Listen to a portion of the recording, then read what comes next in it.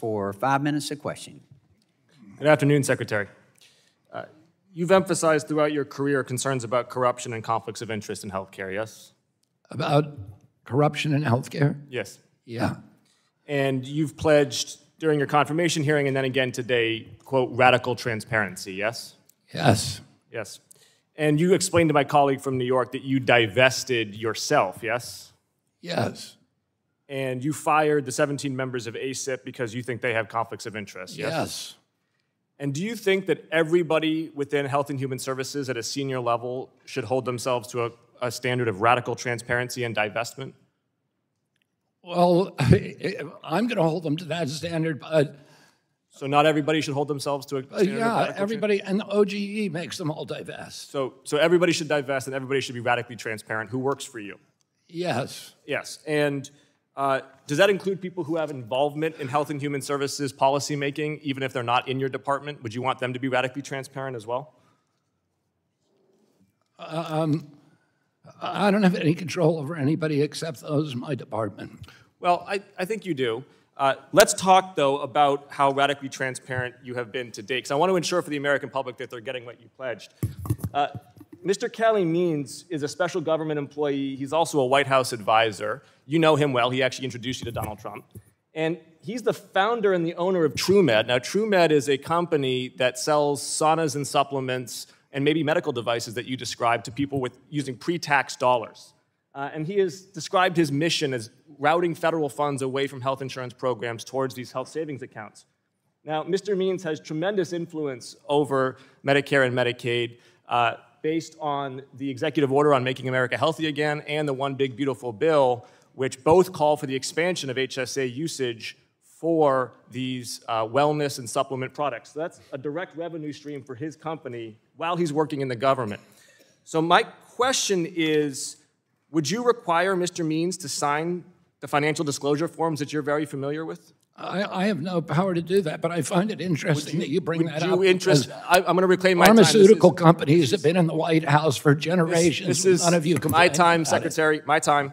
Would you require, in keeping with radical transparency, that this individual who you're very close with, who has a major role in shaping MAHA agenda, and you have said so yourself publicly many times, would you require him, before working on the MAHA agenda, that he sign those disclosure forms? I have no power to require that. I can require people in my agency, and I've done that.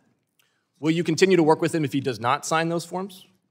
With Mr. Means. Will you continue working with him if he does not sign those forms? I work with everybody, including all the pharmaceutical companies. Do you think that he should respond to the letter that I wrote? Do you think that he should respond to the letter that I wrote requiring him, or asking him, I should say, to be transparent about potential conflicts of interest between TrueMed and CMS and the MAHA agenda?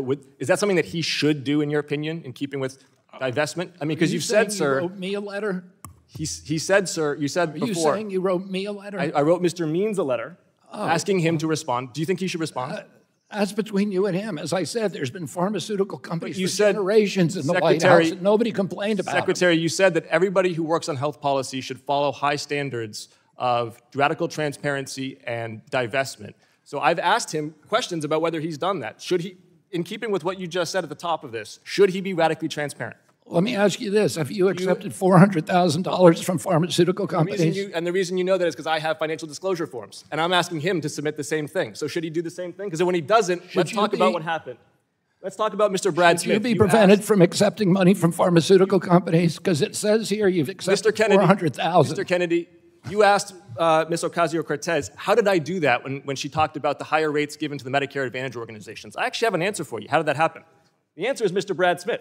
So he was in charge of Doge Healthcare, and his biggest investors at his company, Main Street Health, are the Medicare Advantage organizations, the 5 biggest health insurance corporations in America. They're his investors. He owns this company. They own him.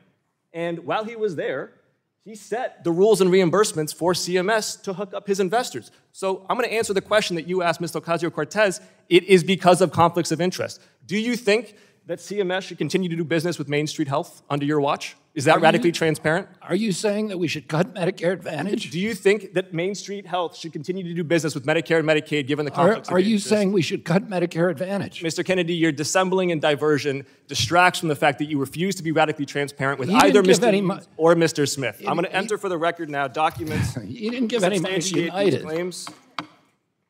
Auchincloss oversight letters to Means and the Board of TrueMed and Main Street? Without objection. All submitted. The gentleman's time has expired. The chair now